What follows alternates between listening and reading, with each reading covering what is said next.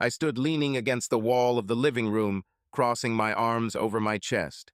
Sarah was rushing in front of me. Her face was a distorted mask of anger, and her movements were sharp, like the sharp strokes of an artist, without a drop of harmony. She waved her arms, and the air around her vibrated with anger. Hysterical notes rang in her voice, turning every word into a reproach, into an accusation. At such moments, even the light in the room seemed sharper, as if emphasizing the degree of her emotions. Even in a fit of rage, she looked flawless. Her perfectly styled hair fell to her shoulders, emphasizing the aristocracy of her cheekbones. Dark eyes sparkled not only from anger, but also from the inner fire that, perhaps, had once drawn me to her. Even her anger seemed to be carefully rehearsed, like another role in a play where I was just a faceless statistic. I slowly ran my palm over my face, removing invisible fatigue from my eyes. All this was painfully familiar. Every time the same screams, the same insults, sucked out of thin air. It seemed to me that Sarah didn't even need my answers. She just needed someone to be there while she acted out her drama. I looked at my watch, 8:47 p.m. This circus has been going on for almost 20 minutes. Last time, it was enough for 17. Can you even hear me?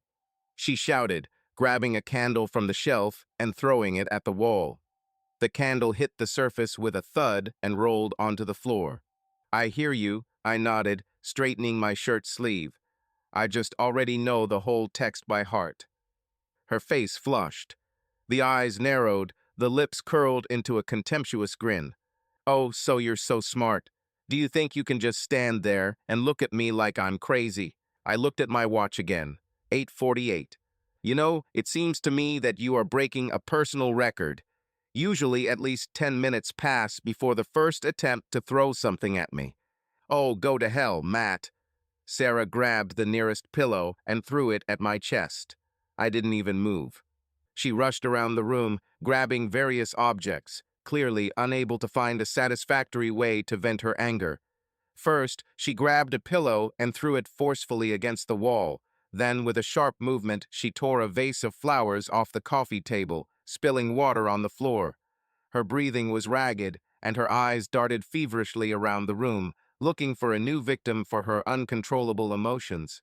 Glancing at the mirror, she pursed her lips. Even in her rage, she looked perfect.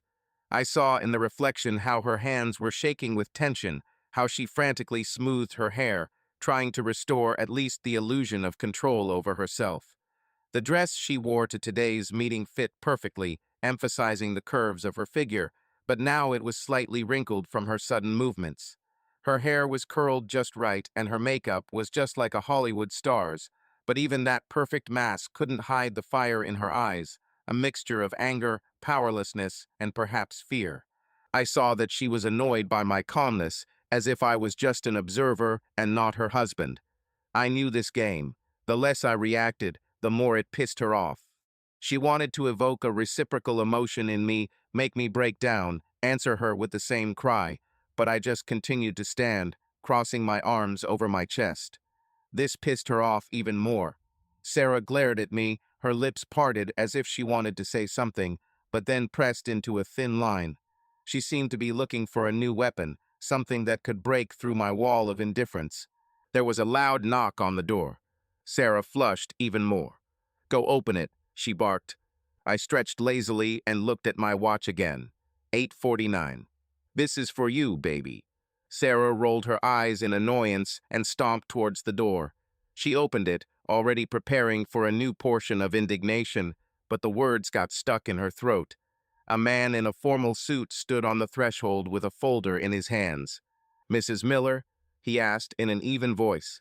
"Miller Wallace," she corrected mechanically, but her voice trembled treacherously. "I am a bailiff. This is for you." He handed her the papers.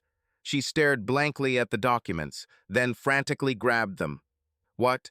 What is this?" I saw the blood drain from her face. Her hands trembled. Her fingers clenched the papers so tightly that they almost tore. She turned sharply to me. Her gaze was a mixture of horror, rage, and confusion. Are you serious?" she whispered. I still looked at her calmly, tilting my head slightly to the side. For the first time in a long time, I saw her lost. I enjoyed this moment, knowing that the advantage was now on my side. "This is what you wanted, honey," I said, smiling softly. "Divorce." She opened her mouth, but could not immediately answer. Her chest heaved heavily, her fingers clenched the documents even tighter. I saw her thoughts racing wildly in her head. She always believed that I was weak-willed, that I would endure her hysterics, that I would not go anywhere. My thoughts went back to the past. How many times have I tried to understand at what point everything took a wrong turn? Where is the turning point that brought me here to a woman whose voice breaks in hysterics, to a life from which I no longer feel either warmth or joy? Maybe the answer was there in my childhood, among the smell of freshly cut grass, the crackle of old vinyl, and the warm light streaming through lace curtains. I was born in the town of Cold Spring, tucked between the majestic hills of the Hudson River, like something out of an old movie. Narrow cobblestone streets led to cozy coffee shops and antique shops, where each item carried a piece of the past. In the evenings, the place smelled of fireplaces and hot cider, and the Hudson River reflected flickering lights in its dark waters. In autumn, the surrounding hills burst into flames of red and gold leaves, turning the city into a living artist's painting.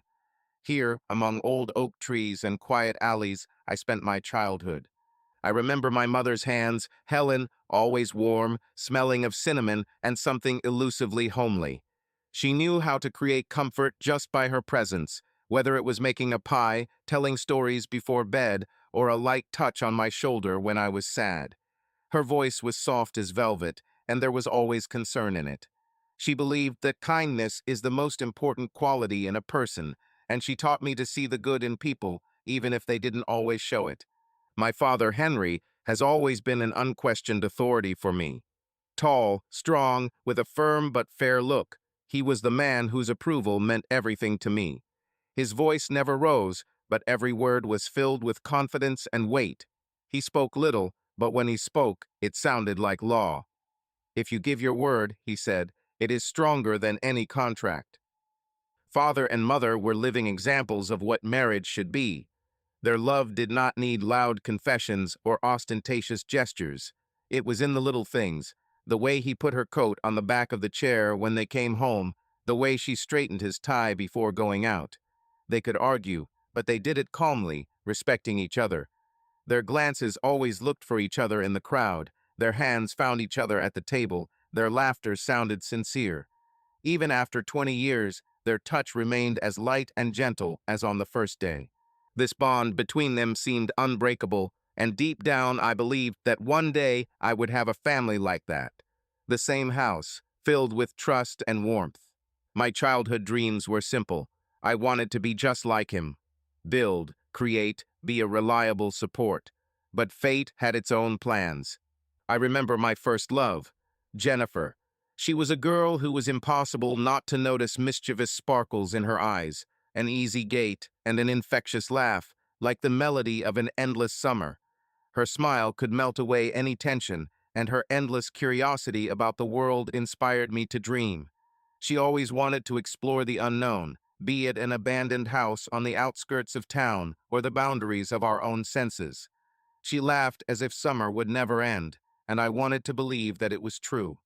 Her eyes reflected the light of the sunset, and her voice was like the rustling of the pages of an old book, to which you want to return again and again. We dreamed together, planned, and believed that our world would remain unchanged. But reality turned out to be merciless. Her family moved, and I, a 14-year-old boy, understood for the first time what loss was. Not death, not betrayal, but something more insidious: inevitability. You stand on the platform, watch as the train takes away part of your heart, and you understand. You can't do anything. It's not your fault, but I can't change anything. This lesson has stayed with me. Perhaps it was then that I first realized that people come and go, that feelings do not always mean eternity, but I still continued to believe. I believed in love, in family, in a home filled with laughter and the smell of freshly baked bread. I believed in myself. When I went to New York University, I found myself in a new world. Here, among many areas from acting to bioengineering, I chose advertising and marketing communications. I've always been fascinated by the idea of influencing people, evoking emotions, telling stories, not in books or movies, but in things they see every day. The first days of college were chaotic. New faces, lectures, sleepless nights over textbooks. At some point, I seriously thought about whether it would be worth changing marketing to a career as a taster of cheap coffee and energy drinks. And so, in the midst of all this fun, fate collided me literally with James. I was walking down the hallway, staring at the schedule on my phone, when I bumped into someone so hard that the phone flew out of my hands and plopped right into my coffee cup. "Congratulations, your phone number is now officially Latte Macchiato," said a mocking voice. I looked up and saw a guy looking at me with a cocky grin like he'd just won the court case of the century. He was dressed slightly casually, but he looked as if even that was part of his carefully curated look. "Now you owe me a new phone," I said, pulling out the foam-covered gadget. "At least you'll get free legal advice," he grinned, extending his hand. "James Clark, future lawyer and your new best friend." I don't know what captivated me, the arrogance, the sense of humor, or the fact that I already understood. This guy could get me out of even the most idiotic situation. That's how our friendship began. From that moment on, we became inseparable. James was someone who could speak in a way that made people want to listen to him, a person who knew how to win over anyone. There was something about him that inspired trust and admiration. We worked on projects together, went to parties, and discussed life until late at night. And then I met Sarah and her friend Emma. It was at a party in one of the student bars, a typical place where student ambitions collided with the reality of cheap alcohol. Crowds, loud music, laughter, the smell of spilled beer and cheap perfume, an atmosphere that screams of future regrets and sudden insights. I was pushing my way to the bar, already mentally rehearsing my order, when I heard a squeal nearby. "Are you completely blind?" An indignant voice rang out. I turned around to find a girl furiously shaking the remains of the cocktail off her hand. Her indignation clearly exceeded the scale of the disaster. Tall, with a confident posture, in a tight dress, she looked as if she had come not just to drink, but to conquer the evening. Behind her stood another girl, holding a fresh glass in her hands and watching the scene with obvious pleasure. "Actually, you poured it on me," I objected, looking at my ruined jeans. The girl raised an eyebrow. "Sarah," she introduced herself, not bothering to apologize. "And I'm Emma," her friend added, shaking her head cheerfully. "Don't worry, that's how she meets men. Brutal, but it works." I chuckled and shrugged. "Well, nice to meet you. Maybe now you can buy me a drink to compensate for the moral damage." Sarah looked at me appraisingly and then suddenly smiled. "Agreed. This is how our acquaintance began, and at that moment I realized my attentiveness and coordination leave much to be desired. In my first few weeks of college, I drowned my phone in a future lawyer's coffee and then took a cocktail bath from a stranger at a bar. If the university gave a scholarship for clumsiness, I would already be able to pay for my diploma. Youth smelled of freedom, New York at night, and neon lights. Our days were filled with lectures, projects, and discussions, but real life began after classes. Sarah and I quickly became inseparable, going to the cinema, sitting in small, cozy cafes, walking along the evening streets, where the lights of the city illuminated her laughing eyes. In her presence, everything around her became bright. Even the noisy traffic of Manhattan seemed melodic, and the gray concrete jungle seemed like a place of endless possibilities. It seemed to me that I was getting to know her again every day. There was something inexplicable about Sarah, a mixture of carelessness and ambition.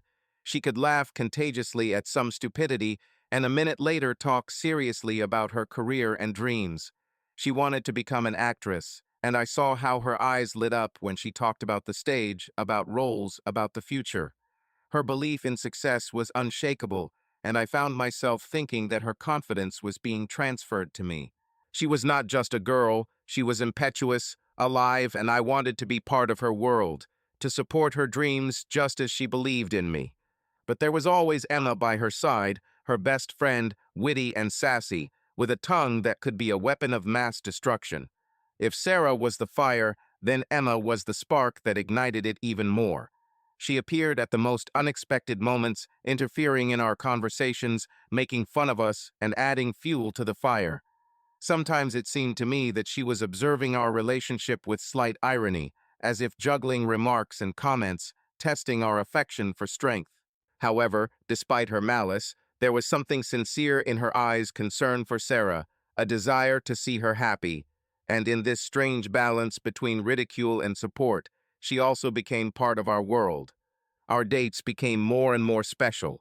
We had impromptu picnics in Central Park, walked along the Brooklyn Bridge, looking at the reflection of the lights in the water. Sometimes we got lost in small bookstores, looking for old publications that could tell us something new about each other. We laughed at movies in small theaters and then spent hours discussing their plots. These moments brought us closer together, creating our own world filled with joy and delight. Our first intimacy happened spontaneously, but naturally. That evening, we sat on the roof of the hostel, wrapped in a blanket, discussing everything under the sun. New York City lay before us with thousands of twinkling lights, and the warm night air was filled with the aromas of street food and the distant sounds of music. Then there were careful touches, slow glances, and at some point everything became inevitable. Her lips hot, a little salty from the popcorn, her fingers trembling slightly as she pulled me closer. It was all new, but not awkward. We didn't say unnecessary words, we just felt. After that, everything changed. For the better. We became closer, affection grew, like something warm and inevitable. Our nights were filled with whispers, laughter, kisses.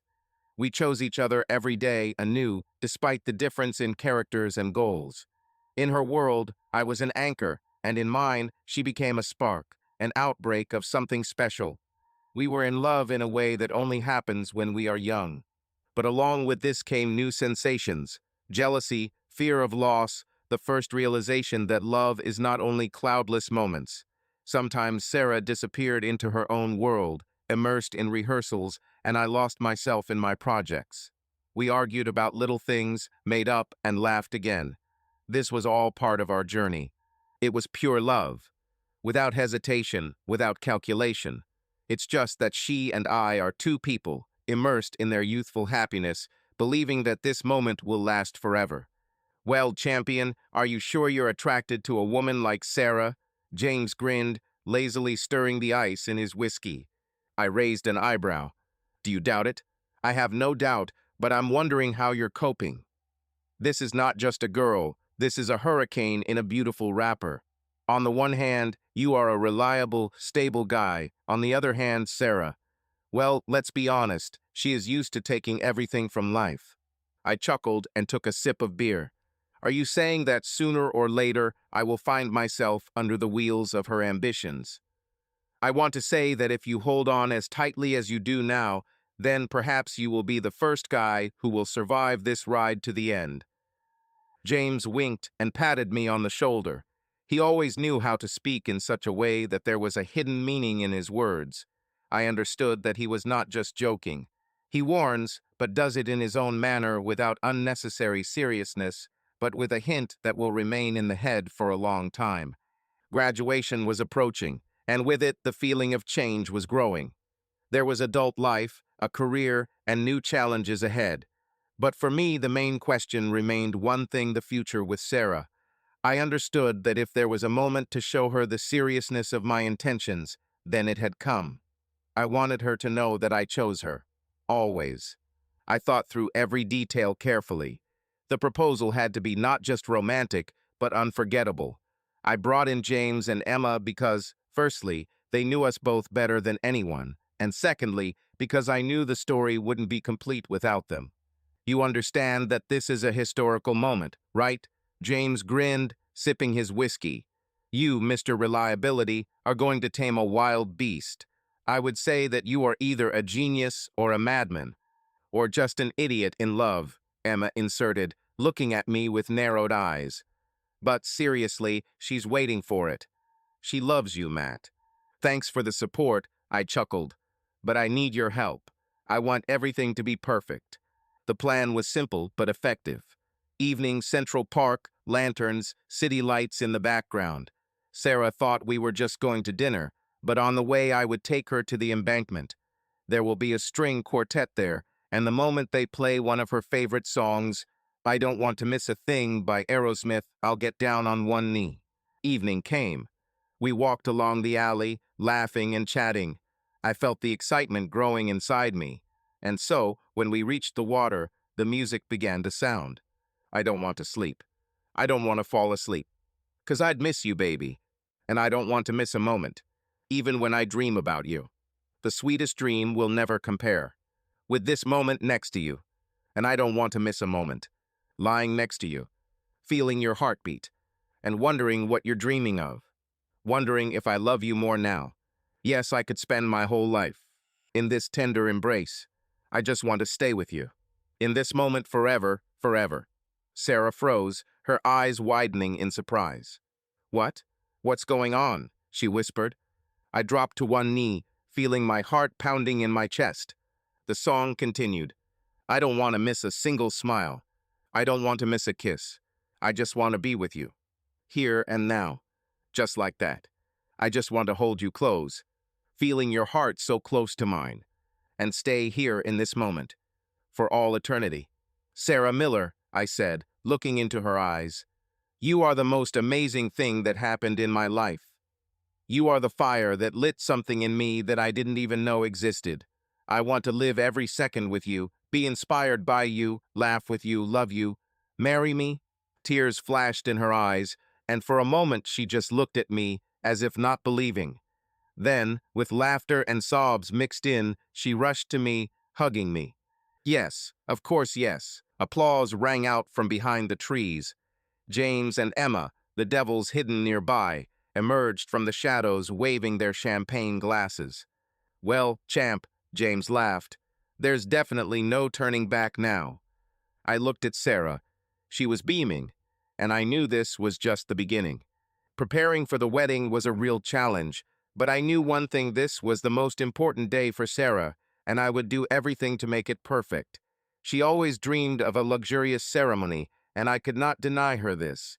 Every detail was important to her, from the color of the ribbons on the chairs to the exact placement of flowers on the tables. The days passed in endless discussions about the colors of tablecloths, choosing the perfect bouquet and tasting dozens of types of cakes. We argued about little things, but I always gave in because I knew that this day should be the way she imagined it. Sarah threw herself into the process. She excitedly leafed through catalogs of wedding dresses, reviewed the guest list, and carefully studied possible venues for the ceremony. Every night she shared new ideas with me, and there was an inspiration in her eyes that I couldn't help but admire. When I saw her passionately discussing arrangements for the hall with florists or testing different types of wedding lighting, I knew that for her this was not just a day, but a dream come true. For my part, I tried to do everything to make this process easier for her, playing along with all her ideas. Having met her parents, I finally understood where Sarah had so much ambition. Her father, Richard Miller, was a man who devoted his entire life to finance and investing. Calculation flickered in his eyes, and every gesture was perfected by years of negotiations and concluded deals. His suits always fit perfectly, and his voice sounded confident and measured, like that of a man accustomed to power. When he looked at me, I felt like I was under a microscope. He didn't just evaluate me as a person. He analyzed my prospects, capabilities, and plans for the future. Her mother, Victoria, was no less impressive. She worked as an attorney at one of the city's most prestigious law firms and seemed to be able to read people before they even spoke. Tall, sophisticated, with perfect posture and a cold, penetrating gaze, she carried herself with such dignity that in her presence anyone felt the need to choose words. Her suits were elegant, her smile rare, but when it appeared, it meant that Victoria was either pleased or ready to attack. You, of course, understand, Matt, that Sarah has big plans, Victoria said at dinner, slowly swirling her glass of wine. She's used to getting everything she wants. I hope you will support her in everything. Of course, I nodded, smiling. Sarah is amazing, and I'm proud to be around her. Richard took a sip of wine, nodded slowly, and muttered, "Let's see if you can keep up this pace." "You, of course, understand, Matt, that Sarah has big plans," Victoria said at dinner. "She's used to getting everything she wants. I hope you will support her in everything." "Of course," I nodded, smiling. "Sarah is amazing, and I'm proud to be around her." Richard took a sip of wine and nodded, as if wondering how sincere my words were. Preparations for the wedding were in full swing, and of course, Emma and James were involved in every stage of it. "You know, I never thought you'd give up so easily," Emma grinned, watching me agree to every idea Sarah had. "White roses instead of cream ones, of course, dear. An expensive restaurant instead of a cozy country house, of course, my love. He's just hopelessly in love," James interjected, clapping me on the shoulder. If Sarah told him the wedding dresses would be steampunk, he wouldn't even blink. "Shut up," I chuckled. "It's important to me that this day is special for her." The long-awaited day has arrived. The wedding took place in a luxurious country mansion, surrounded by flowers, like a magical garden created for one single moment. Fragrant alleys stretched around, delicate white roses intertwined with lavender, exuding a light, almost unearthly aroma. A light breeze played with thin ribbons that decorated the snow-white chairs for guests, and the sun's rays softly broke through the open-work canopies, casting exquisite shadows on the paths. The guests, smartly dressed, sat down to await the ceremony. Ladies in elegant dresses, men in formal suits, everyone was holding their breath in anticipation of the moment that was to change our lives forever. A string quartet played softly in the background, filling the air with enchanting notes of love, creating an atmosphere where time seemed to slow down. Emma and James flashed somewhere in the crowd. I stood at the altar, holding my breath, feeling every beat of my heart echoing in my chest. My palms were wet with excitement, and only one dull rhythm sounded in my head: her name. At that moment, the whole world disappeared. Guests, decorations, the sound of the wind in the treetops, everything became unimportant. The whole universe narrowed down to one single point: to it, to the one that was approaching me step by step, illuminating everything around with the radiance of its beauty. She appeared at the end of the path, like a vision made of light and dreams. The dress, airy and light, seemed to defy gravity. It flowed around her, enveloping her figure with the thinnest cloud. Every movement was graceful, smooth, as if the wind itself was carefully leading her forward. In the rays of the sun, the finest lace on the fabric shimmered, reminiscent of morning dew, and the veil, gently swaying, made her look like an angel. But what struck me most was her gaze. These eyes reflected the sky, warm and endless, filled with what cannot be described in words: pure, sincere joy, tenderness, unshakable faith, and love. A love that belonged only to me. I couldn't look away, couldn't breathe, couldn't think about anything but her.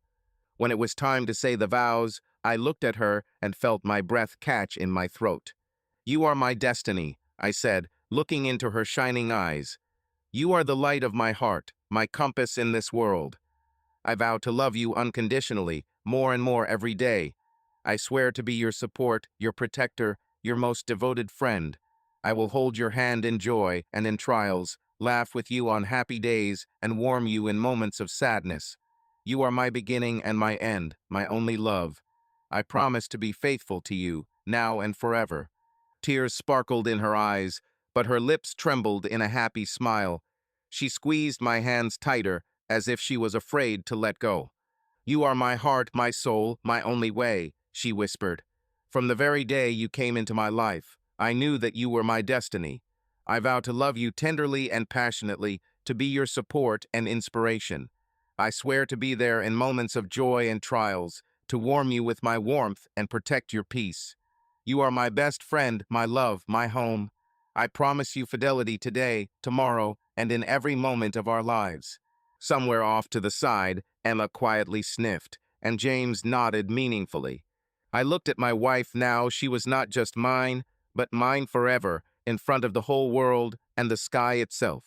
The first year of family life became a test for us, full of compromises, disputes, discoveries, and, of course, love. After the wedding, an important question arose: choosing a house. Sarah dreamed of living in the center of the action, where walking distance to trendy restaurants, theaters, and social events would be an undeniable advantage. What was important to her was prestige, status, and the feeling of living in the spotlight. Imagine, she said, leafing through magazines with luxury real estate. We live in a stylish loft with huge windows, panoramic views of Manhattan, spend evenings on the terrace with a glass of wine, and receive guests. Now imagine, I grinned, neighbors who don't let us sleep, traffic jams, noise around the clock, and the price for this pleasure that exceeds common sense. I saw our house differently. I wanted something more secluded, cozy, where I could feel the real comfort of home. In my mind, it was a spacious house in the suburbs with a garden, silence, and the opportunity to live without the constant fuss. Sarah rolled her eyes, but I knew she had to at least partially agree with my reasoning. Finally, I gave in again. Her wishes were more important, and my love for her outweighed any rational arguments. We chose a stylish, modern house in one of the most prestigious areas of the city, an architectural embodiment of refined taste and comfort. Spacious and open plan, it was flooded with natural light through huge floor-to-ceiling windows. In the evening, these windows turned into living paintings, revealing to us a breathtaking view of the city streets, sparkling with a myriad of lights. Huge skyscrapers, their glass facades reflecting the light of advertising screens, glimpses of moving cars, all this endless rhythm of the metropolis seemed accessible, but at the same time remained on the other side of the transparent walls, giving the feeling of a solitary observer. High ceilings created an incredible feeling of spaciousness, and the designer decoration emphasized the modern style of the house. Smooth concrete walls alternated with dark wood panels. Cold metal was adjacent to soft textile elements, and built-in lighting hidden in niches and along the contour of the ceiling added depth and comfort to the room. The floors were made of natural oak. Their muted warm shade contrasted pleasantly with the minimalist furniture, made in restrained but noble colors. This house was not just a home, it corresponded to her dreams. Here you could throw noisy parties, receive important guests in an elegant living room with panoramic views, enjoy long conversations at the stylish bar island in the open kitchen, or, conversely, retire with a glass of wine on the spacious terrace, watching the lights of the city. Everything about this place spoke of dynamics, luxury, and freedom of life in the heart of a big city, where every day is filled with opportunities and the nights promise something unforgettable. We could afford it. We each had our own savings, and financial support from our parents made the purchasing process even easier. I couldn't help but notice how beaming Sarah was when we received the keys. She felt like she belonged, and despite my doubts, I couldn't be happier to see her joy. Our evenings were filled with meetings with friends. Emma still continued to change suitors, choosing men solely based on the level of their bank account. I just don't understand why everyone makes relationships so difficult, she shrugged, waving her perfectly manicured hand. The main thing is for the man to understand that I deserve only the best. Aren't you afraid that one day you will meet someone who will see in you not only beauty and status? Sarah teased her. Oh, stop it, girls. Emma waved it off, taking a sip of champagne. Let's talk about something more fun. Unlike her, James has found stability. His wife, Lily, was his complete opposite, soft, cheerful, homely. She created an atmosphere of comfort around her that was impossible not to feel. Their home was always filled with laughter, the aroma of homemade baking and lightness. When we arrived at their place for dinner, a surprise awaited us. We are expecting a baby, Lily announced with a beaming smile. Sarah was the first to come to her senses and joyfully hugged her friend, but I noticed a shadow of thoughtfulness in her eyes. Later, already at home, a serious conversation started. How do you look at children? I asked carefully, waiting for her reaction. Sarah thought as she looked out the window.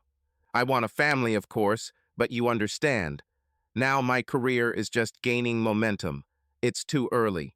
I nodded, although I felt disappointed inside. I just think that I don't want to become a father at 40 when I won't have the strength to play with my own children. Life is not just about a career. She looked at me for a long time. Let's just enjoy what we have now. We still have time. I smiled and decided not to start an argument. We still had time to discuss this important moment of marriage. But perhaps, until we come to a final decision, it's worth at least a little practice in this process. I winked, pulling her towards me and running my lips along her neck. After all, training only makes us better, doesn't it? Sarah laughed, a playful smile touching her lips. She ran her fingertips across my cheek, leaning closer. You know, sometimes I think your logic is too convincing, she whispered, her breath burning my ear. But if you're going to train, you need to do it regularly, with full dedication. I chuckled before grabbing her and sitting her down on the kitchen counter. Everything was going perfectly. Our marriage, our work, our environment, we seemed to be moving toward success along the right path, as if we were following a carefully thought-out script where every scene was built in perfect sequence. We were young, ambitious, full of energy and desire to conquer this world, and most importantly, we had every chance to do so. Sarah quickly gained her place in the world of cinema and theater, turning from a budding actress into one of the brightest rising stars in the industry. Her career gained momentum at incredible speed first, small roles in independent films and student productions, then participation in popular TV series, leading roles in theater productions that attracted sold-out crowds. Her talent, charisma, and unshakable self-confidence did their job. Directors and producers began to recognize her name, journalists sought to interview her, and fans besieged her after performances. Each new project became more significant than the previous one. Each step brought her closer to the pinnacle of success. Sarah's photographs appeared in glossy magazines. She was invited to star in an advertising campaign for a famous fashion house, and her image began to be discussed in gossip columns. She was used to spending days on film sets, rehearsing long nights, finding time for press conferences and premiere screenings. Private parties with the most influential people in the industry, dinners in expensive restaurants with producers and directors became an integral part of her life, and although at first it all seemed exciting and new to us, it soon became something taken for granted. I confidently climbed the career ladder in the world of advertising, step by step turning my ideas into successful projects. My agency started out as a small company working with local brands, but soon people started talking about us. We have concluded large contracts with well-known corporations, created advertising campaigns that attracted the attention of the public, and brought multi-million-dollar profits to our clients. I held dozens of negotiations, met with major businessmen, took part in prestigious conferences where the main trends in the industry were discussed. Every deal became a new achievement, every mention in the press added to my confidence. Our dreams came true one after another, as if we were living in a Hollywood movie, where every frame was filled with glitz, luxury, and the feeling of impending glory. Nothing seemed impossible. We were at the peak, we were at the top. Or at least that's what we thought at the time. Although Sarah dominated almost every aspect of our lives, from choosing where to go and where we dined to making important decisions regarding our future, this did not affect my love for her one iota.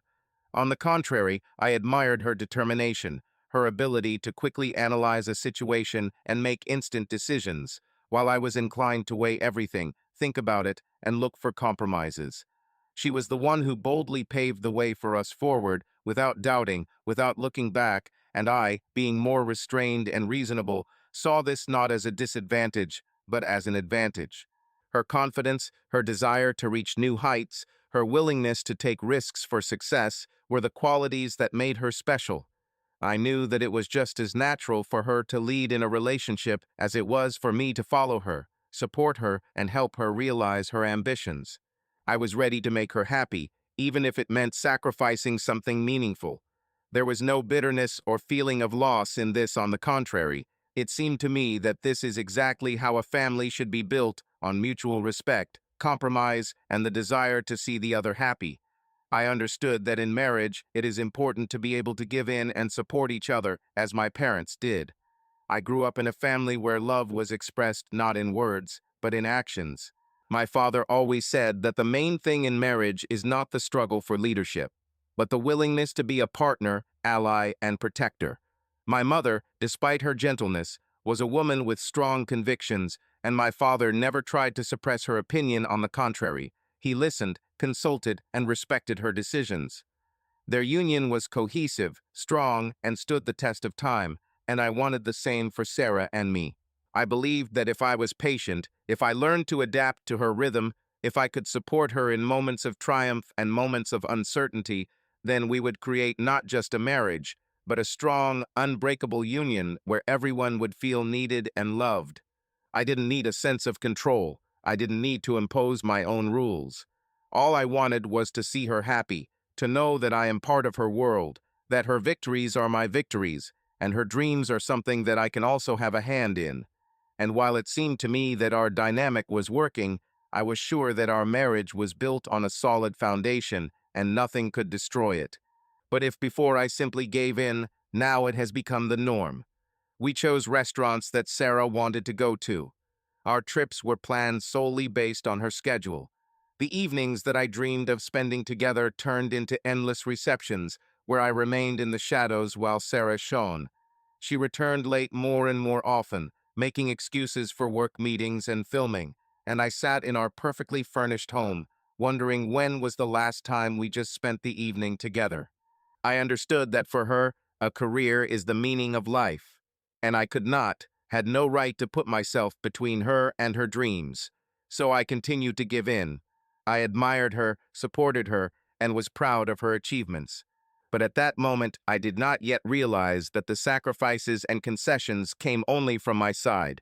It all started with banal symptoms: fatigue, irritability, constant nausea. Sarah chalked it up to a busy schedule, lack of sleep, and the stress of new roles. But one morning, standing in the bathroom, she suddenly turned pale and, without having time to say anything, rushed to the sink. I heard the sound of running water and her heavy breathing. "Sarah?" I carefully knocked on the door. "Everything is fine," she answered, but her voice was too harsh. A few hours later, she came home from the pharmacy, clutching a pregnancy test in her hand.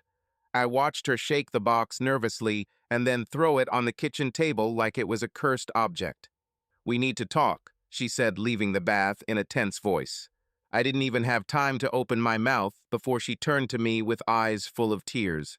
"Do you understand that you ruined my career?" Her voice trembled. "Do you understand that now is the worst moment for this?" She was crying. Not from happiness, not from excitement, but from anger. Bitter tears rolled down her cheeks, leaving wet trails on her flushed skin. Her shoulders shook in time with her uneven breathing, which she could not get under control. Everything in her chest was constricting with pain, anger, and powerlessness, as if a fire was flaring up inside her and there was no way out.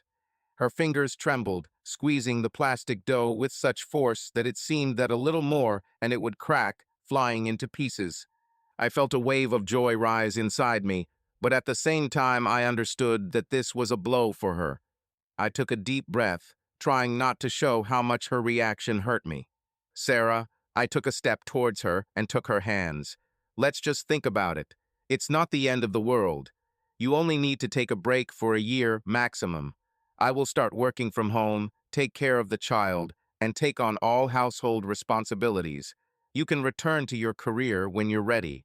She sobbed and nodded weakly, but I saw doubt in her eyes. This was just the beginning. The pregnancy flew by like one long, emotionally draining day. The first months were full of fatigue and changing moods. Sarah would either get irritated over trifles or, on the contrary, sit in silence, intently stroking her stomach. She was not happy and did not glow with happiness, as I expected. I tried to support her as best I could, finding her the most comfortable dresses, ordering her favorite food, giving her a massage when she complained of back pain. But this didn't help much. When she felt the baby's first movements, I hoped that her attitude would change. That night, I woke up to her gentle touch on my arm. "Feel it," she whispered. I put my hand on her stomach and froze. A second later, I felt a weak push. I was overcome by a wave of emotions that is difficult to describe in words. When Alex was born, my joy was boundless. The whole world seemed to stop at that moment when I heard his first cry. I stood next to Sarah, squeezing her hand, and watched as the doctors took him in, as he, tiny, pink-cheeked, shrank into a small ball. His voice was loud, demanding, as if he already knew what he wanted from this life. When they finally put him in my arms, I froze. He was the most beautiful creature I have ever seen. His tiny fingers trembled, his warm palm clenched around my thumb, and his small body pressed trustingly against me. I watched him wince, try to focus his gaze, and felt a love flare up inside me that I could not even imagine. At that moment, I realized that I would give everything I have for him. I turned my gaze to Sarah. She looked tired, exhausted, but the same tenderness was visible in her eyes as in me. For a moment, I believed that everything would be fine. But with the birth of Alex, Sarah began to change. She became irritable, petty quarrels broke out over trifles. If earlier her whims seemed sweet to me, now I could hear dissatisfaction in her every word. She complained that she was tired, that she was sitting at home, that her life had stopped. "I feel like a prisoner," she said one day, looking out the window. "I look at my photographs in magazines and don't recognize myself. My body, it's not mine." As soon as the doctor cleared her for physical activity, Sarah immediately signed up for an elite gym. She trained with a ferocity that wasn't even present in her acting before. Every morning began with jogging, pilates, and yoga. She counted calories, gave up her favorite foods, and spent hours in front of the mirror, looking at herself with a critical eye. A conversation with the boss was inevitable. I knew that great opportunities awaited me, that the doors to the highest echelon of the advertising business were opening before me, but I also knew that family was more important to me now. "Matt, do you understand that you have excellent chances?"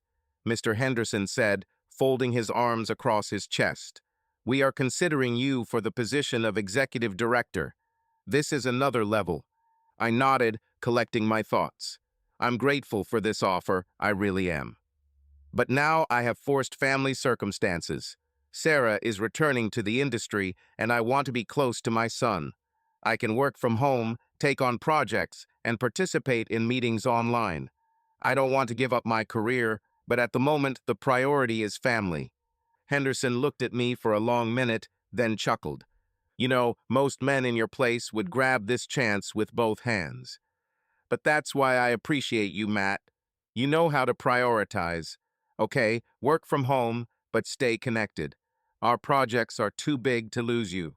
So I found myself in the mode of a multifunctional worker, husband and father roles that merged into one, leaving not a moment of rest. The days resembled an endless marathon, where every second was planned down to the smallest detail. I immersed myself in work projects at night, while Alex slept soundly in his crib, illuminated by the soft light of a night lamp. As soon as dawn began to turn the sky pink and orange, I was already on my feet changing diapers with one hand, holding the phone in the other, rocking the baby while listening to voicemails from colleagues and making coffee, which almost always had time to cool before I took the first sip. The apartment was constantly in slight chaos. Scattered toys, soft cubes underfoot, crumbs on the table after a hasty breakfast. I learned to shake a bottle of formula with one hand, answer letters with the other, and rock a stroller with my foot. Cooking dinner turned into a separate art. Frying vegetables alternated with a game of hide and seek, a boiling pot with attempts to entertain Alex with his favorite rattle, and setting the table was more like a balancing exercise, with a child sitting on one arm and plates in the other. But despite the fatigue, sleepless nights, and complete lack of time for myself, I did not complain. Every time Alex looked at me with his huge, shining eyes, reached out with his little hands, laughed so sincerely that the sound filled the whole house with joy, I realized that it was all worth it. It was more than just worries and routine. These were the moments that created our connection, our little happiness. Sarah gradually returned to the world of cinema. She again began to be invited to filming, to discuss roles, and to appear in the press. I saw how she came to life when she talked about new projects, how the fire appeared in her eyes again. I supported her in everything, although she continued to cling to little things. The toys were not put away properly, or I forgot to order her favorite smoothie. I did not pay attention to this, realizing that she had to make great efforts to regain her place in the industry. But as time went on, The balance between work and fatherhood became more and more difficult. Sometimes I fell asleep right at my laptop. Sometimes I forgot to eat, but I didn't complain because it was a conscious choice. Alex became the center of my universe, and every achievement of his, the first smile, the first step, the first word was more important to me than any reward. We decided to celebrate Alex's first birthday at home with friends. James and Lily arrived with the baby, who was already confidently crawling around the living room. Lily looked a little tired, but really happy. Emma, as always, did not appear alone. This time her companion was an elderly gentleman with dazzling white teeth that were clearly not his own, noble gray hair, and a wallet as thick as a leather-bound volume of Shakespeare. His expensive suit fit impeccably, and the diamond cufflinks on his cuffs caught the light from the chandeliers, blinding anyone who dared to look for too long. Emma, shining like a new coin, held his arm and looked completely pleased with herself, as if she had found the perfect combination of good wine and an expensive dinner. James, of course, couldn't pass up the opportunity to tease her. He sipped his wine lazily, shaking his glass and watching their spectacular appearance with a slight grin. "Emma, tell me honestly, have you ever had a gentleman under 50? He chuckled, raising an eyebrow. Emma, not at all embarrassed, bowed her head slightly, as if assessing the question. "Under 50? She drawled with feigned amazement. "No, dear, these are already guys, and I prefer accomplished men." She looked pointedly at her companion, who seemed to be completely sure that Emma had chosen him solely for his outstanding intelligence and refined upbringing. I snorted and shook my head. Successful, or just with a fat wallet? Emma, without losing her composure for a second, just smiled mysteriously and, raising the glass to her lips, said with the air of an aristocrat from old Hollywood, "Isn't this the same thing?" James and I looked at each other and burst out laughing, and her gentleman snored while sitting in our cozy chair. At that moment, apparently Emma, before going to visit us, did not calculate his strength, forgetting to take into account his age, and tired this young stallion too much. Lily, looking at me and little Alex, grinned. The two of us can barely cope with our baby, and Matt is struggling with home, work, and a child. Maybe he has some kind of superpower. I laughed, shaking my head. My superpower is that I sleep little and drink a lot of coffee. I can't say this is a good recipe, but it works for now. James chuckled, looking at me critically. Although, this strength training with a child clearly benefited you. You have become even slimmer, pumped up. True, there is one minus: the bruises under your eyes indicate that you are clearly not getting enough sleep. Thank you for your concern, I chuckled. Maybe I should patent a new fitness method. A child instead of dumbbells. Sarah, beaming, talked about filming a major film, about her nomination for the leading role. She looked happy, confident, back in her element. I looked at her and knew that, despite all the fatigue, my family was happy, so I was happy too. Sarah woke up before me. I felt her movement even in my sleep, a slight shift of the sheets, a quiet breath, the tension of her body next to me, but I did not attach any importance. Only when he opened his eyes did he meet her gaze. Usually in the morning, she looked at me with slight irritation if I snored, took up too much space on the bed, or pulled the blanket over myself. But this time there was no irritation. Fury raged in her eyes, not a flash of anger, not fleeting irritation, but icy, measured, almost tangible hatred. It was such a silence before the storm, from which a chill ran down the spine, and the heart sank with foreboding. I wanted to immediately disappear from bed. "Good morning," I muttered uncertainly. "You, again. This." "I did," she muttered through her teeth. I sat up abruptly, trying to figure out what exactly I had done. There were a lot of options, starting with the fact that I could forget to close the toilet lid and ending with something more serious, but clearly not something that deserves such a reaction. "What exactly did I do?" I asked carefully. Sarah took a deep breath, straightened up, and, pursing her lips, blurted out, "I'm pregnant." For a second, I just looked at her, blinking. Then he slowly turned his gaze to her stomach, then back to her face. "Are you sure?" I exhaled. "Oh, I'm sure. I don't need a test." My body has already told me everything. Well, this is wonderful, I said, trying to make my voice sound cheerful. Amazing. Her voice soared an octave higher. My career has just begun to gain momentum. And now, do you understand what this means? I understood. This meant that we would have another turbulent year ahead, full of sleepless nights, crying children, and more chaos. But damn, it also meant we would have another beautiful baby. Somehow, through quarrels, scandals, and numerous hysterics, we survived this surprise of fate. It turned out there was only one surprise, but two children.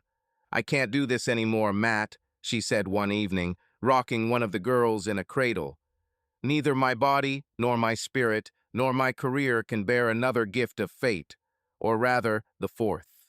She said it casually, as if she were discussing the weather. But I already knew where this conversation was leading. "Are you sure?" I asked. "Absolutely. I made an appointment for surgery. No more surprises." I just nodded. There was no point in persuading her. Sarah always achieved what she wanted.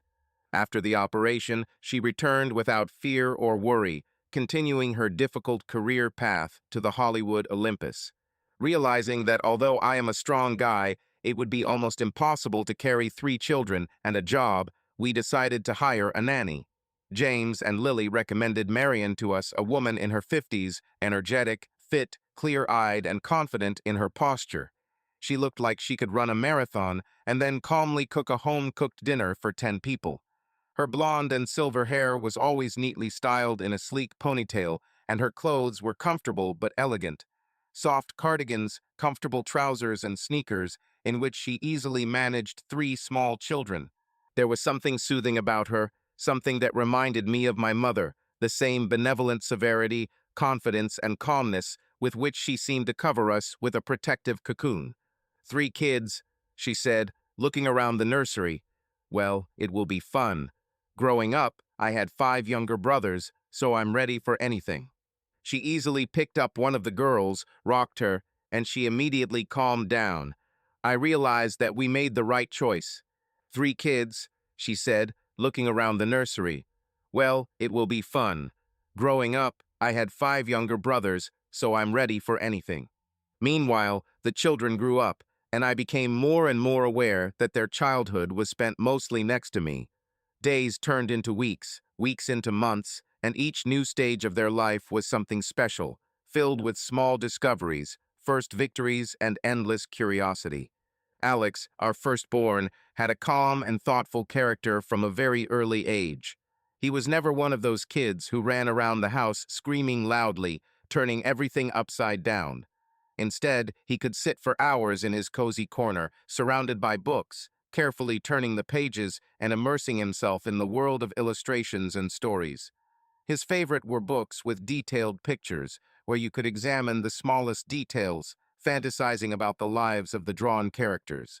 Designers became his special passion. He carefully and methodically put the pieces together, as if each time he was building something important and meaningful. If something didn't work out, he didn't get angry and throw everything on the floor, but patiently tried again and again until he achieved the perfect result. At such moments, it seemed to me that in front of me was not a child, but a little engineer focused on his work. When guests came to us, Alex never rushed into communication with joy and excitement.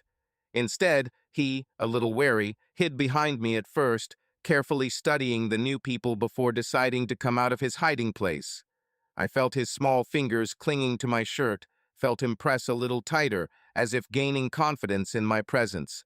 But as soon as he got used to the person, he could suddenly sit next to him and start asking questions, sometimes completely unexpected and funny, because his inquisitive mind did not allow him to leave anything unattended.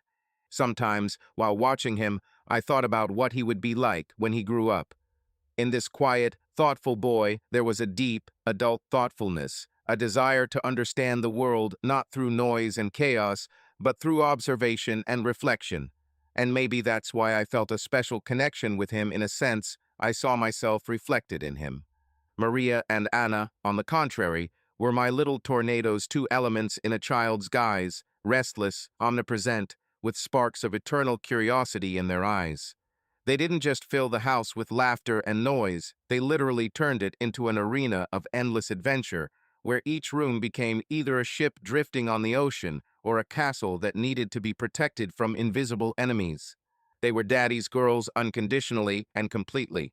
If I got up in the morning to make breakfast, they were immediately there, demanding their share of the work. Maria, with a serious look, broke eggs into a bowl, sometimes in the wrong place, and Anna, sticking out her tongue with zeal, diligently stirred the dough, forgetting that half of it remained on the table and sometimes in her hair. If I was fixing something in the house, be it a cabinet door or a chair leg, they stood next to me, demanding a screwdriver or a hammer. "Dad, let me," they said in one voice, and I, unable to refuse, turned on the strict master mode and allowed them to help, even if it meant that the repair process took twice as long. Their energy was inexhaustible. They would jump on the couch, immediately start running down the hallway, and then suddenly hug me so tightly that it seemed as if there was a superpower hidden in their little hands. They argued with each other about which of them loved Dad more, and each time it ended with both, without saying a word, hanging around my neck and demanding that I spin them around in the air. Sometimes I was truly amazed at how our nanny copes with them. They could create a real hurricane in the living room, in a matter of seconds turn over the pillows, build a cave out of blankets, and convince the cat that he was now their pet tiger. Therefore, when I met the nanny in the evening, I more than once asked her how she managed to maintain at least some order with them. "Tell me honestly, are you a witch?" I asked, looking at how, after her efforts, the house again acquired at least some civilized form. She invariably laughed, raised her eyebrows, and answered jokingly, "No, I just developed an immunity to chaos. But if you want, I can teach you a couple of spells." I was there at every stage of their growing up, living with them every important event. I held their tiny fingers when they took their first hesitant steps, encouraged them when they learned to speak, and listened with delight to their first meaningful phrases. I took them to kindergarten, helped them get used to new people, consoled them after their first quarrels with friends. I taught them to ride a bike, ran next to them, protecting them from falls, and watched with pride as they rode forward, no longer supported. I was the one who read fairy tales before bed, treated abrasions with brilliant green, comforted them after terrible dreams. I stood on the school line, more worried than they were, and held the camera, filming their first awards. I helped with homework, made posters for school projects, learned multiplication tables, and taught them how the world works. I saw their first victories and first disappointments. I sat in the stands during school competitions, clapping louder than everyone else if they ran the relay or scored a goal. I supported them when they came home crying because of a bad grade or a friend's betrayal. I cooked breakfast before school, put them to bed, listened to their secrets and fears, taught them how to tie a tie before their elementary school graduation. I experienced my first crush with them and advised them on how to invite the girl they liked to the dance. I was with them in times of joy and times when they felt alone. And Sarah? Sarah remained a shadowy figure in the background of their lives. Her world consisted of bright lights of film sets, blinding camera flashes, loud applause, and shiny award statues. She came home late, tired, as if out of this world, with a blank look and an invariable cigarette in her fingers. Sometimes, on rare weekends, she tried to be a mother, but these were only short episodes that were drowned in the series of her filming, rehearsals, festivals, and parties. Sarah completely immersed herself in her acting career. Every year her projects became larger, her roles more complex, and her schedule more intense. She starred in several big-budget films, her face began to appear on posters, and interviews with her were published in major publications. There were always influential people around her, directors, producers, fellow actors, and she enjoyed this attention. The scenes with explicit moments became more and more daring, but I never paid any attention to it. I believed in her, supported her aspirations, and was proud of her successes. It seemed to me that this is how it should be. If you love a person, you help him achieve his dream. I didn't notice how I was gradually becoming only a convenient support for her, a reliable support, but not a life partner. Year after year, She missed important moments in our children's growing up. Over time, Sarah became increasingly harsh. At first, our quarrels were logical: fatigue, misunderstanding, lack of time for each other. But then scandals broke out literally out of the blue. Either I made the bed wrong, or I didn't order her favorite food, or the children made too much noise when she tried to learn the script. She came home irritated. She was burdened by family life, and I felt it. The house was already tidy, the children were put to bed, and her favorite pasta was on the stove. I knew that Sarah would return irritated in recent weeks. She had come home like a taut string, ready to snap at the slightest touch. I hoped that at least today everything would work out without a scandal. But as soon as she crossed the threshold, I understood that the hope was in vain. She threw her bag on the cabinet, sighed heavily, and immediately rolled her eyes. "What a bastard," she said without even looking around. I looked at the perfectly clean apartment and held back. "Dinner is on the stove," I said calmly. "Wow, did you even cook something to eat?" Unexpectedly, her voice dripped with poison. I didn't answer. For what? Sarah walked into the kitchen, opened the pan, and winced. "This pasta again," she grumbled. "You love her," I said, leaning on the doorframe. "When was this?" She barked and slammed the lid. "Are you even listening to me?" I clenched my jaw. She stepped closer, crossing her arms. "So you want me to praise you? Oh, good job, Matt. You were a man today." I looked away, but as always, I endured. He endured for the sake of the children, for the sake of us, for the sake of the Sarah he once loved. By that time, Alex was already a teenager, and the girls were almost adults. They understood everything. They felt no attachment to their mother because she was practically not present in their lives. I heard them discussing it among themselves. "I don't understand why Dad still tolerates this." "Stepmother," Maria grinned, stretching out on the sofa. "Because he's too good a person," Alex sighed. "You've seen how Lily takes care of Uncle James, haven't you? This is a real family. He deserves better," Anna nodded.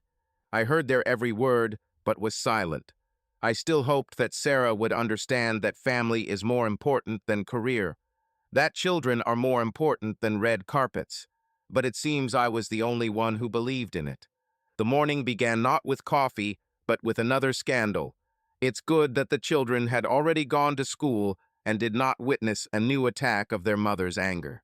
The kitchen, once a cozy place for family breakfasts, now resembled an arena where endless dramas played out. The white marble countertops, the perfectly aligned chairs, the coffee maker that I started first thing in the morning, everything looked as usual. But the air was filled with tension, like before a thunderstorm. "Are you serious?" Sarah stood opposite, clutching a cup of coffee. Her eyes flashed lightning, her lips pressed into a thin line. "What?" I just took the first sip and didn't immediately understand what was going on. "After so many years, you still don't remember what kind of coffee I drink." She growled, glaring at me with a furious look. I blinked, feeling everything inside me shrink. "Sarah, it's just coffee." "Just coffee?" Her voice rose like a tense string, ready to break. "Can you even hear me? I don't care what you think.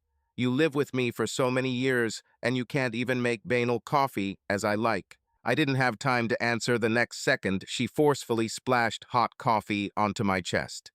Crap. I recoiled, thank God. While she was putting on her morning makeup, it had time to cool down.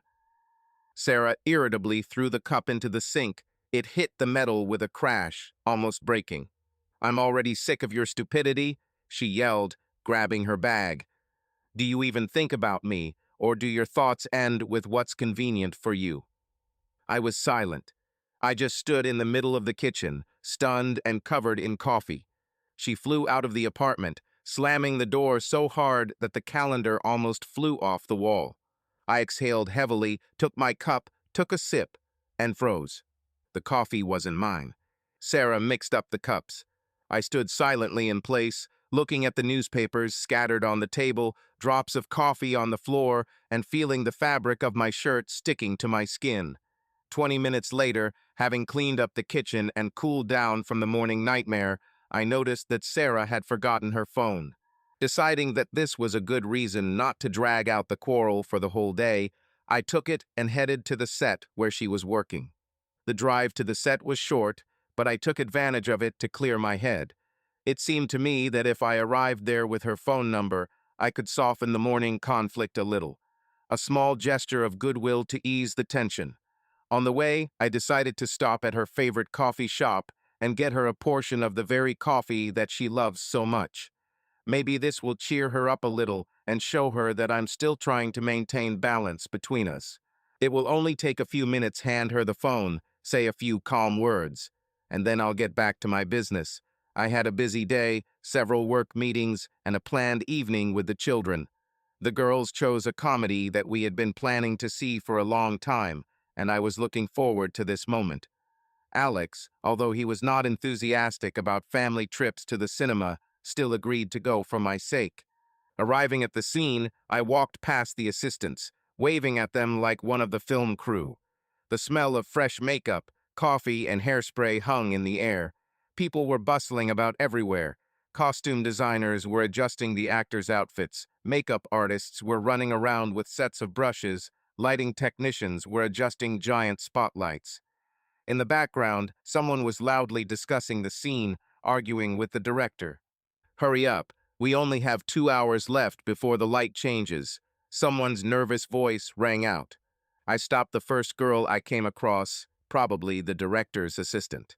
"Excuse me, where can I find Sarah Miller?" She looked at me absent-mindedly, clearly in a hurry to get somewhere, and waved her hand towards the long row of trailers. "Her trailer is at the end. There's a sign with her name," she said, already switching to another task. I walked towards the trailer, noting to myself how foreign this world was to me. Life was in full swing all around. Someone was running around with piles of papers, assistants were carrying trays of drinks, cameramen were setting up heavy cameras, and in the distance someone was laughing loudly, talking with the makeup artists. Everything happened simultaneously, chaotically, but surprisingly harmoniously, as if all this chaos was part of a single mechanism. I caught the eye of one of the lighting technicians, a tall, bearded man in a dusty t-shirt, nodded at me before returning to his cables. On the way, I accidentally bumped into a young guy who was carrying a tray with something hot in his hands. "Oh, sorry," I apologized. "It's okay, buddy. It's just better to watch where you're going." The guy grinned and moved on. Here everyone lived at a frantic pace, but I knew Sarah loved it. She fed on this chaos, unlike me, who preferred order and stability. This was her world, full of camera flashes, loud voices, endless rearrangements of equipment, and people who worked from morning to night to create a few minutes of the perfect shot. Sarah's trailer is her personal sanctuary on set, a small island of solitude amid the chaos of the film industry. Here she could throw off the mask, take a breath, and protect herself from prying eyes. From the outside, it's a standard trailer with white metal walls, no different from the others except for a neat sign with her name on the door.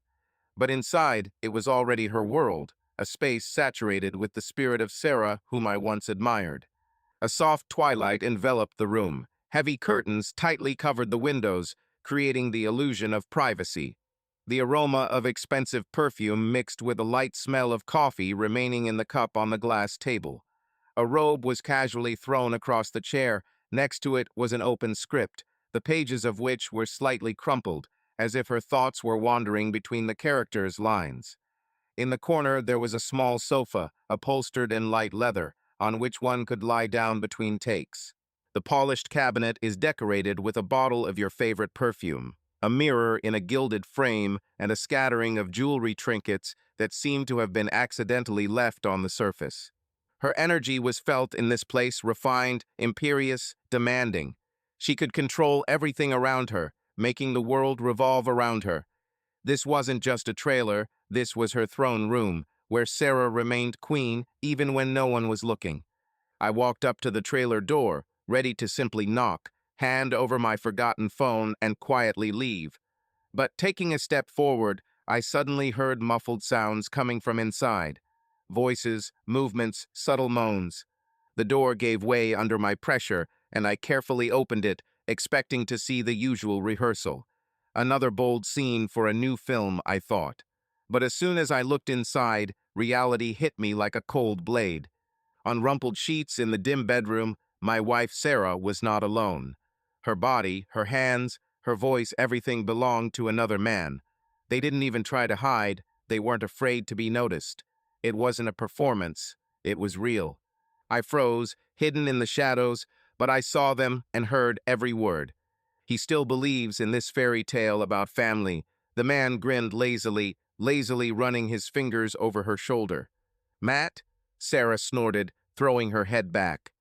The poor thing is still waiting for me to let him back into my bed one day. How pathetic he is. The world around me shrank, froze, became unbearably narrow. I heard them, and each phrase hit me harder than a blow to the face. Did he even try? The lover asked mockingly, playing with a strand of her hair. Oh, yes, Sarah laughed. The first year after the twins were born, he kept hoping that I was just tired, that I needed time. Then, when I had the operation, I stopped trying. What's the point? This is not his body, not his decision. So you just blew him off? He laughed openly. What was I supposed to do? She shrugged. I gave birth to 3 children, that's enough. Now I live as I want. And he. But he'll get used to it. He has enough things to do around the house to get tired. Sarah grinned. Or not. Who cares? Don't worry, baby. I'll compensate you for all these years of disappointment. With him, it was like homework, boring, fast, and without pleasure. Well, now you have private lessons from a professional. Feel the difference. She spoke of me as if I were an extra, useless object, like an old, worn-out chair that had long ceased to be comfortable, but still stood in the corner, collecting dust. Like something useless, annoying, taking up space, but it's inconvenient to throw it away. There was not a drop of regret or a drop of warmth in her voice, not the slightest hint of respect, only icy contempt from which everything inside shrank, turning into a prickly lump.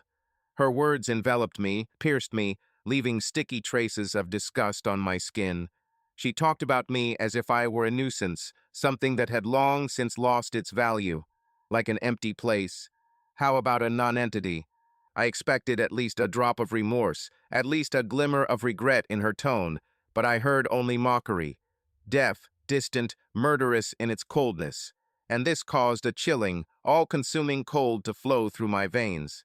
I stood there in the shadows, like a disembodied shadow in my own home, clutching her phone and a cup of cold coffee, absurd, pathetic symbols of my place in her life. Just a convenient background, a ghostly presence, a minor touch in her picture of the world. I tried to realize that I was not hearing a strange woman, not a stranger with a cold, cruel heart, but the one whom I had once loved more than life itself. The one for whom I gave up years, invested everything I had, my soul, my strength, my dreams. The one for whom my heart once beat. Everything collapsed in an instant. This was not just betrayal, not just cheating. It was the destruction of the very essence of my life, a crushing blow to everything I believed in. Not a crack, not a scratch, the collapse of the foundation on which I built my future. I looked at her and understood. Not only the marriage, not only trust collapsed. My world collapsed. Everything that I considered solid, reliable, real, turned out to be a fragile illusion, crumbling to dust under the weight of her lies. Every word she said was a blow, precise, merciless, calibrated.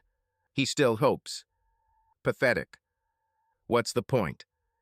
I felt something inside me slowly, inevitably fading away.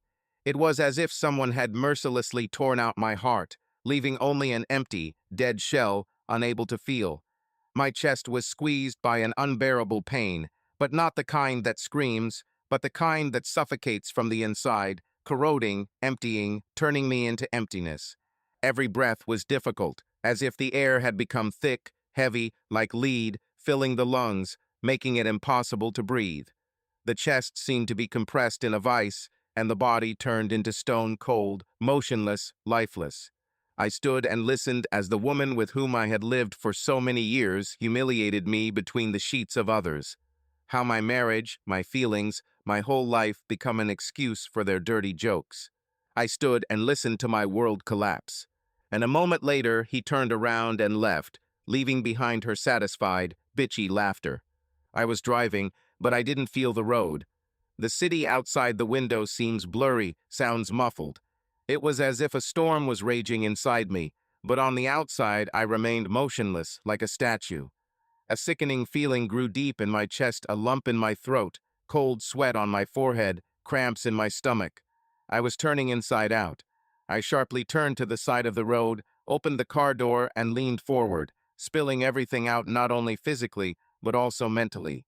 I vomited as if my body was trying to get rid of the pain that was tearing me apart from the inside. My head was spinning, but I heard every word spoken by Sarah and her lover over and over again. They laughed at me. They ridiculed me as a naive idiot who believed that he was saving his family. My hands shook, my fingers clenched into fists as I tried to breathe, but the air did not fill my lungs. At that moment, I realized there was no turning back. It's over. I struggled back into the car, closed my eyes, and took several deep breaths. I had to hold on, at least for the sake of the children, for the sake of those who truly appreciate me. I took out my phone, opened the family chat, and wrote a short message. Guys, I transferred money to your card. Go to the cinema today without me. I feel bad. Maybe I caught a virus. Don't wait, have fun. A virus of betrayal, lies, and disappointment, I thought. After sending the message, I put the phone on the passenger seat and headed home. The road seemed endless. His hands gripped the steering wheel so tightly that his knuckles turned white. Thoughts rushed about in chaos, emotions rolled in waves from rage to emptiness. I parked at the house, but did not get out of the car. There was not a single coherent thought in my head, except for one: what now? I opened my contacts and found James' number. My fingers trembled as I pressed call. The beeps dragged on for an excruciatingly long time. Matt? I didn't answer right away. He simply remained silent, swallowing the lump in his throat. James, a damn smart man, understood everything without words. I'm leaving, he said firmly and hung up. I leaned back in my seat, closing my eyes. Half an hour later, James entered my house without asking any questions. He just sat down opposite me, poured himself some whiskey, and said, "Tell me." And I told you, without pathos, without holding back emotions. My voice broke, my hands clenched into fists, but I gave it my all. From Sarah's first cry in the morning to the last treacherous laugh that still sounded in my head. James was silent, but I could tell from his clenched jaw and tense fingers that he was furious. Are you going to put up with this too? Divorce, I breathed. From that moment on, everything moved very quickly. I felt no doubt, only cold, calculating determination. Divorce, the only right step. James took control of the situation, explaining how to proceed. We have drawn up the documents so that everything is fair and transparent. Everyone remains with their own finances, the house, cars, and bills are divided without unnecessary disputes. Neither Sarah nor I lost financially, but that wasn't what I cared about most. Children. I didn't have an iota of fear here.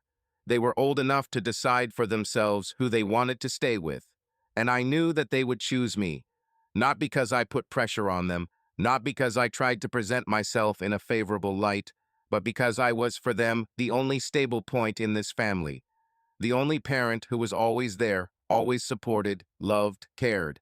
They saw how everything happened. They didn't need to explain anything. James insisted that we complete all the paperwork flawlessly, with no loopholes that could allow Sarah to manipulate the situation in the future. He convinced me that such things did not tolerate spontaneity, and I thanked him for that. His help was priceless. We have thought through everything, from the division of property to the legal registration of child custody. He knew how to protect me and my children. At the same time, I needed to resolve the housing issue.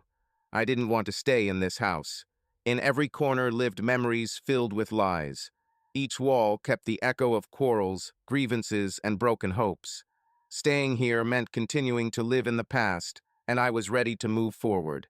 But until the school year came to an end, I decided not to force things. Children were expected to pass exams calmly and complete their schoolwork without feeling any additional pressure. And in the summer, I planned to take them to my parents. My childhood home was not just a building, it was a refuge where the soul found peace and the heart was filled with warmth. There was always the aroma of freshly baked bread, the gentle voice of my mother was heard, and the floorboards creaked comfortably under my feet, as if welcoming me. It was a place where I could recuperate, where love and care were not just words, but something tangible, penetrating into the very core of my existence. I knew my children would feel at home there too. They grew up with these walls, spending every summer visiting my parents, filling the yard with loud laughter and noisy games. They had friends here, secluded corners for secrets and adventures, their own little traditions that made this place special. And for me, this house was something more than just memories. It was an island of stability where one could throw off the burden of worries, take a deep breath of fresh air filled with the smells of an apple orchard, and finally hear one's own thoughts. Here, among my native walls, I could gather my strength, find answers, and understand in which direction to move forward. And probably it was here, in peace and quiet, that I had to figure out what was really important in life. So I decided to continue to tolerate my future ex-wife for 2 months. She couldn't do anything worse to hurt me even more, and I needed time to prepare the necessary legal documents and have an important conversation with the children. I chose the evening when Sarah had another social event. She didn't even invite me to them anymore. It was more convenient for her to have fun alone, and I had not been eager to enter this shiny, false world for a long time. It was our evening, just mine and the children's. I wanted to conduct it easily, without tension, so that the conversation would not turn into another difficult moment in their lives. I ordered pizza, their favorite drinks, and turned on some unobtrusive music. Under the pretext of celebrating the end of the school year, we organized a small home party. Lily was the first to notice the catch. "You're being too caring today, Dad," she grinned, leaning back on the sofa. "Did he really buy us tickets again to a concert where no one wants to go?" "No, maybe he just wants us to remember what a real dinner with the family looks like," Anna chuckled, throwing a piece of pizza into her mouth. "Unlike our dear mother." Alex chuckled silently, but did not object. Lately, he had generally tried not to discuss his mother, but I knew that he saw and understood everything. I put the glass on the table and sighed. "Guys, I need to talk to you." Lily and Anna looked at each other. Alex looked at me attentively. "I don't want to hide the truth from you," I continued. "I did everything I could, but our marriage can no longer exist. Your mother and I are getting a divorce. It's not your fault. I love you. In the summer, we will go to my parents, and then we will choose a new house together." There was a short silence. Then Anna shrugged and, without looking up from her pizza, said, "It was high time to get rid of this bitch." Lily burst out laughing, and even Alex chuckled discreetly. "That is," Lily clarified, "no eternal tension in the house, no scandals, and we can live without her fake parents' weekend. Okay, where to sign?" I smiled, but inside I felt sad. They grew up too early. They too quickly accepted this fact as something that had long been a foregone conclusion. "We can handle it," I said firmly. "Of course, we can handle it," Alex nodded. "We are finally getting rid of the toxic load." Anna jumped to her feet. "Okay, since everything is decided, I went to pack my things." "Me too," Lily said. "Alex, don't forget your collection of useless books." "They're not useless," he grumbled, but stood up and headed to his room. I remained sitting, watching the children leave to pack their things, and realized with bitterness. They had long been accustomed to the coldness and eternal irritability of their mother. Perhaps my fault is that I clung to an illusion for too long, believing in love, which has long been gone. I agreed in advance with my parents by phone about our arrival. They were waiting for us with open arms. Without asking unnecessary questions, they were simply there, ready to support, as if they knew in advance how precarious my state of mind was. Their home had always been a safe haven, but this time even its warmth could not dispel the darkness that had thickened inside me. The children left a day early. I insisted on this, and Sarah, fortunately, did not argue. They should not have participated in the next family scandal, which was brewing like a thunderstorm, heavy, oppressive, inevitable. For the first time in my life, I was going to be the instigator of this scandal. When the house was empty, I felt the last island of comfort disappear along with the children's voices. The spacious rooms, filled with life just yesterday, now seemed empty, cold, as if the walls had absorbed the expectation of something inevitable. I couldn't sleep. All night I wandered from room to room, listening to my own steps, which echoed loudly. This house was once my fortress, but now it was more like a museum of broken hopes, where everything served as an exhibit of the past. Family photographs on the walls that used to bring a smile now seemed soulless artifacts, capturing something that no longer existed. Sarah was getting ready for some important meeting, and her whole figure radiated tension. She rushed around the room, nervously sorting through the hangers in the closet, pulling out one dress after another, appraising them with narrowed eyes, then abruptly putting them aside. She glanced at her phone from time to time, checking her messages or her schedule, and then returned to her clothes, as if she couldn't decide what kind of reflection of herself she wanted to present to the world today. On the nightstand in front of her lay an open notebook covered in neat notes. Sarah scribbled something at him every now and then, barely audibly muttering under her breath, as if she were pronouncing important points or rehearsing key phrases. I watched her from the side, her concentration, the precision of her movements, the way she mechanically ran her fingers over the thin bracelet on her wrist, her usual gesture when she was worried. All this used to fascinate me. Her pedantry, her attention to detail, her ability to completely immerse herself in the process and strive for perfection. At such moments, she was like a sculptor, grinding every facet of her image to perfection. But now I looked at her indifferently, without the slightest spark in my soul. Neither her efforts nor her excitement moved me. Everything that once aroused my admiration now seemed only a mechanical ritual, a stage played out, a part of a life to which I no longer belonged. I didn't care. I was no longer going to remain silent. I was not going to endure. Anger was seething inside me, mixed with pain, with resentment accumulated over the years, with disappointment, which became more acute every day. I had papers, I had words, I had emotions that I had been holding back for too long, pushing them deep into myself. Now it's time to tell her everything she deserves to hear. And here I stand, looking at my screaming wife. Bitch. I once called her my world, my love, my destiny. Now I looked at her and saw only an empty shell of the woman I once idolized. Sarah screamed, waving her arms, her face contorted with anger, but I did not hear the words. I no longer cared about her accusations, hysterics, or her eternal discontent. It all turned into meaningless noise. I remember myself 20 years ago, at the very beginning of my journey. I remember how I looked at her with love, how I laughed at her whims, how I was ready to move mountains just to make her happy, how he tried to be the man she wanted next to him, how I believed that love is support, compromise, patience. But now I know the truth. Love is a two-way street, and for 20 years I walked along the road on which only I was. I didn't feel any pain.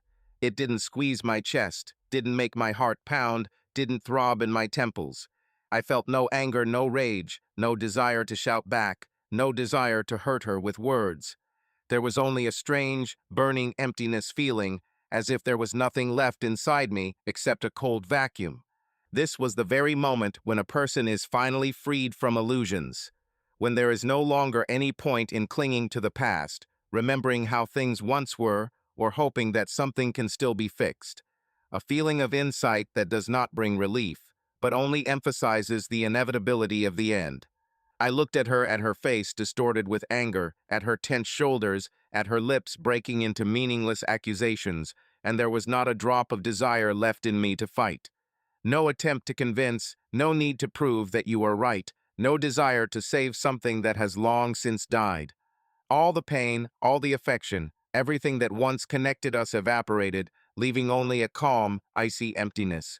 Are you serious?" she whispered. I still looked at her calmly, tilting my head slightly to the side. For the first time in a long time, I saw her lost.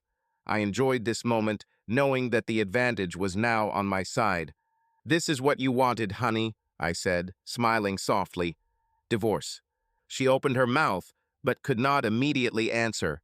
Her chest heaved heavily, her fingers clenched the documents even tighter. I saw her thoughts racing wildly in her head. She always believed that I was weak-willed, that I would endure her hysterics, that I would not go anywhere. "I saw you, Sarah," I said quietly but firmly. "In the trailer. With him." She froze. Neither fear nor remorse flashed in his eyes. Just an icy, expectant expression. Not a single attempt to justify himself. Not even a surprise. Only silence. "Aren't you going to say anything?" I asked, feeling not anger rising inside me, but an icy, measured calm. Silence. I stepped closer and bent down, looking straight into her face. 20 years, Sarah. 20. I lived for you. I breathed you. He supported, he gave in, he endured. My voice didn't waver, but inside I felt like something was finally breaking off. "You always put yourself above. You always dictated the rules. What about me?" I believed it was love. I saw her swallow, but she didn't say a word. And then, I closed my eyes, for a second remembering again the day when everything collapsed. "I heard you laughing at me." Her fingers trembled, but I continued. "I heard you call me a naive idiot. How your lover discussed me as if I were your pathetic, faceless servant. Like you said, I wouldn't notice anything. That you can do whatever you want to me, and I won't even guess." Her lips trembled, but she remained silent. "Well, Sarah, where are your beautiful words? Where are your excuses? Where's your game?" She clenched her jaw, and I suddenly realized that I no longer saw in front of me the woman for whom I had once given my whole life. "Do you know what's the worst thing?" I smiled bitterly. "I'm not angry. It doesn't even hurt me. I just look at you and see emptiness. You always put yourself above me, but now I see that you are worthless. Not your arrogance, not your beauty, not your manipulations." I turned my gaze to her hands, where she held documents with clenched fingers. "Everything is spelled out there. You can read all the details yourself. I'm not interested in explaining to you what and why. The only thing you need to know is that the children made their choice. They stay with me. You have never been a mother to them, and they understand it." She was silent, but I saw how her breathing faltered and how the muscles in her neck tensed.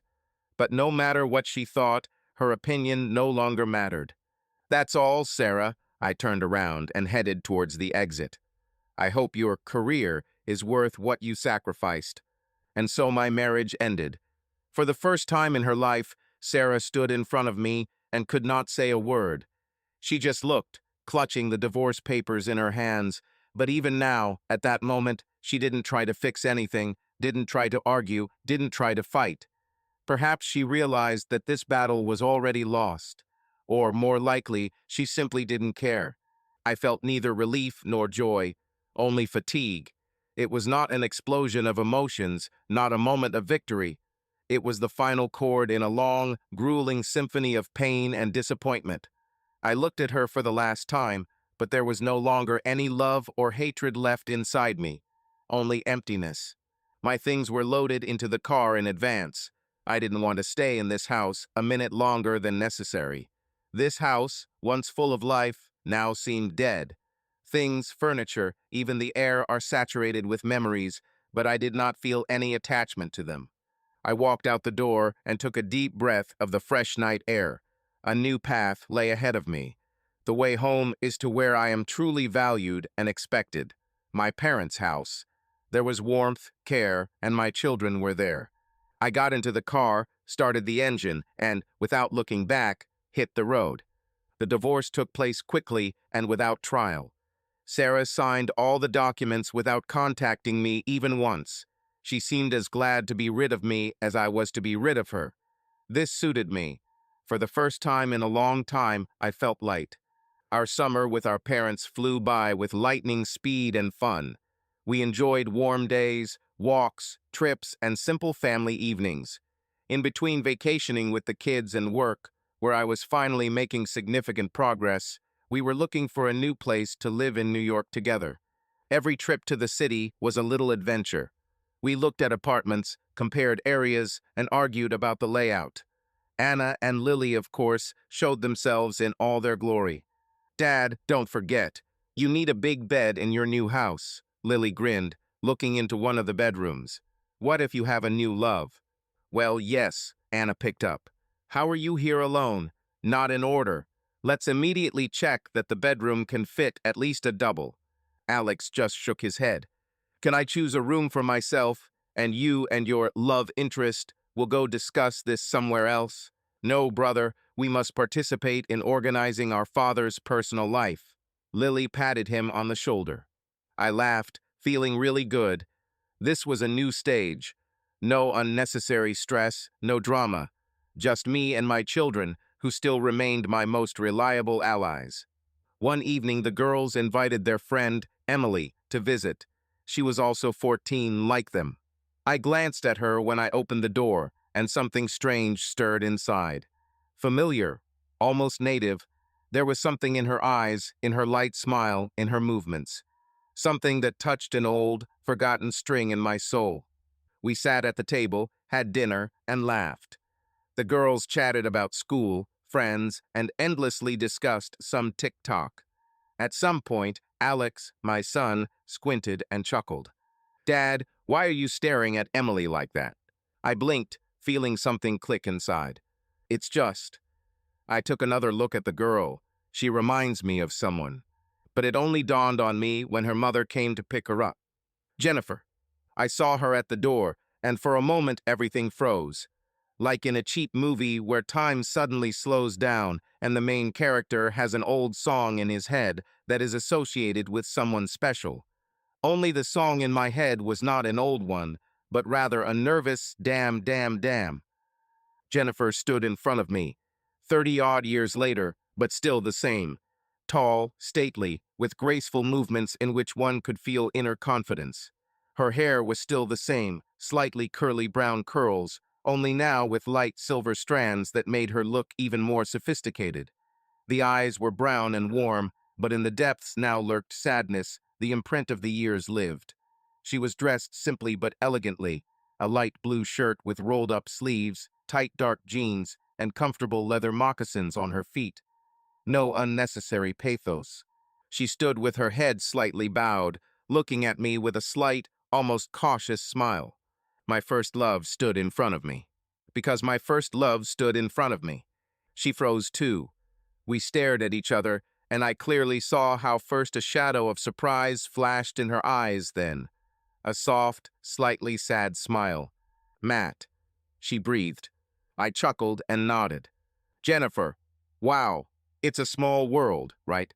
Or just fate with a very strange sense of humor. She tilted her head slightly to the side, examining me. You have changed, but at the same time, not at all. I chuckled. Great compliment. Almost like, you look good for your age. She laughed quietly, and damn, it was the same sound I remembered. Well, you haven't changed at all in your ability to make sarcastic jokes, and you're still trying to pretend that they don't make you laugh. She shook her head, but the corners of her lips still twitched upward. And then, of course, my daughter Anna, a subtle master of tact and delicacy, blurted out, Wait a minute. Do you know each other? Jennifer glanced at her and said with a slight smile, You can say so. I looked at her and suddenly I wanted to know more. How she lived, what happened to her after us. Why life suddenly brought us together again. Maybe you can come over for dinner sometime, I suggested. You, Emily, and your husband. It would be great to catch up. I saw something change in her eyes. She looked away as if gathering her thoughts. Then she took a deep breath and said quietly, Emily's father. She held her breath for a second and then continued, He died. There was a pause, the one that is useless to fill with words. Damn, Jen, I'm sorry. She smiled faintly. Thank you. There was no self-pity or dramatic heaviness in her voice, just a calm statement of fact. But then, bowing her head slightly, she added, Although, a friendly dinner is not such a bad idea. subscribe to our channel so that your love doesn't cheat on you, and go ahead and listen to the next story, because this story is nothing compared to the next one. If you're under 18, don't even think click to the next one.